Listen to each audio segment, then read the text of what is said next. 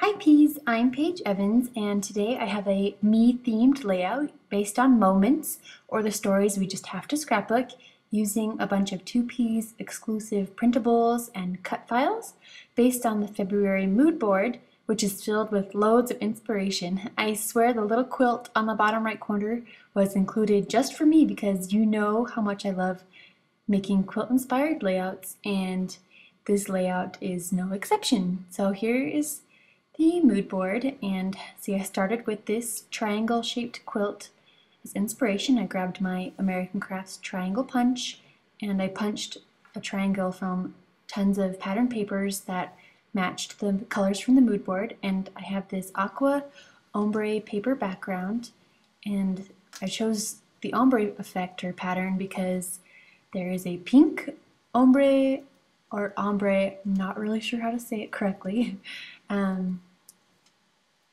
Sorry, the pink ombre image from the mood board, so I was inspired by that. And so I went through all of my 6x6 paper pads as well as a few of the new American Crafts lines from Amy Tangerine, the +1 collection, and the new Daydreamer line by Dear Lizzie. And I just lined up all of these triangles on a diagonal for more interest. I've done straight across and up and down, but on the diagonal was kind of fun, and the quilt on the mood board is at an angle, so I was just following along with that. And I'm filling in some of the gaps going all the way to the edges. So really, it looks like it takes a lot of time to make this layout, but really, I filmed this whole video and made the layout while my kids were taking a nap, and they only nap for about an hour to an hour and a half. So it's pretty fast and fabulous.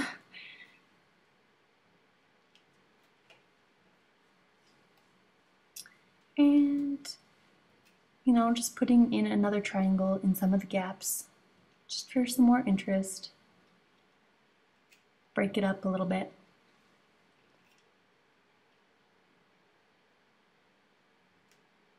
It's a fun process. Just put on a movie and have fun sticking these down. You don't have to stick them down all the way. Just use a little bit of adhesive because in a little bit I'm going to go sew them down permanently. I use my sewing machine 99% of the time for sewing through paper. Rarely do I ever sew through fabric, but I don't even switch the needle. It works great on both paper and fabric. Okay, so I'm just trimming off the excess from the edges. Voila, just like that.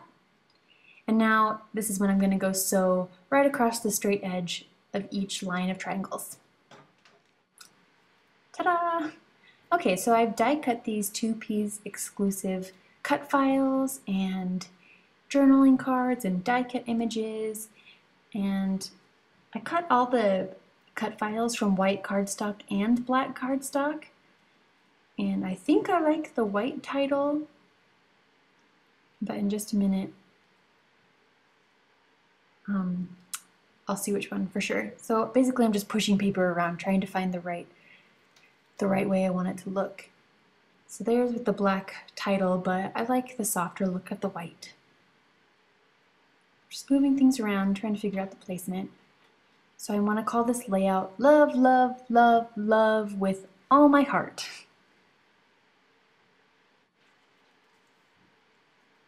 These are some more printables from Vilna Furstenberg.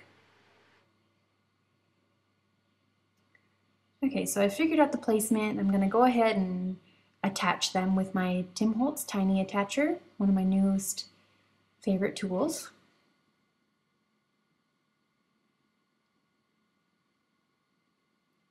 And then to make these pop up a little bit, stand off the page, because I like a little shadow effect, I'm going to use a little foam square.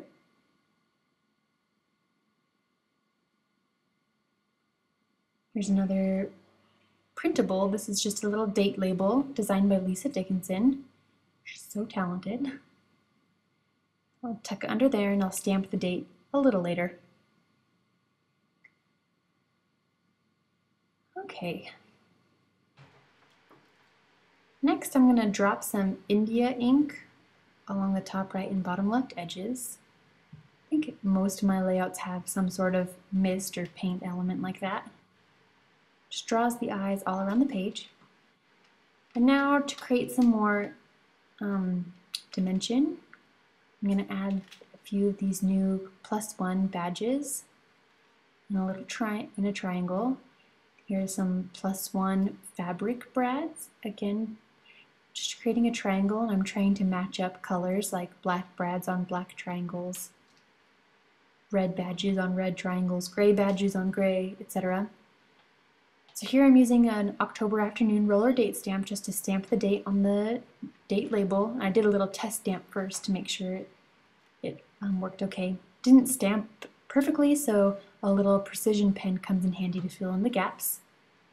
And with the same precision pen, I'm just going to add a little journaling. You can read what I wrote in the comments below, along with a list of supplies. So here is the finished layout. There it is.